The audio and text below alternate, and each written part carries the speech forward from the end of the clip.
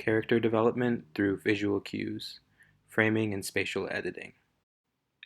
In La Noire Day, Ousmane Sembene instills within their protagonist a sense of agency through his framing and spatial editing techniques. The scene that best exemplifies this dynamic is the bathroom sequence around the 32-minute mark. At the beginning of this sequence, we see the film's protagonist, Douana, doing her hair in the bathroom. Douana not only inhabits the foreground of this shot, but the mid and background as well, through her reflections in two separate mirrors, highlighting the immense isolation she is experiencing.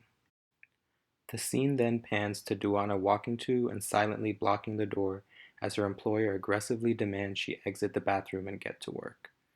Without saying a word, Douana's defiance is put on full display. Sembene's framing in this one scene visually narrates a turning point in Douana's reserved nature, as she stands her ground in a manner that is consistent with her characterization. The following shot shows Douana's employer, the main antagonist, continue to berate her from the other side of the door. The employer's face is never entirely shown due to the shot positioning her side profile and her hair obscuring most of her face. This scene contrasts with the previous shot in which Douana is centered and her face and facial expressions are apparent.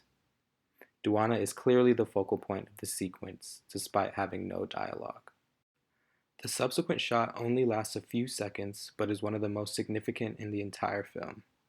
Sembene utilizes framing, spatial editing, and lighting to create a claustrophobic atmosphere that is made even more evident through the dread written on Douana's face. The lighting casts a shadow on the left side of her face, symbolizing the mental shift in how she decides to carry herself throughout the rest of the film. It is also important to note that this scene takes place almost exactly halfway into the film.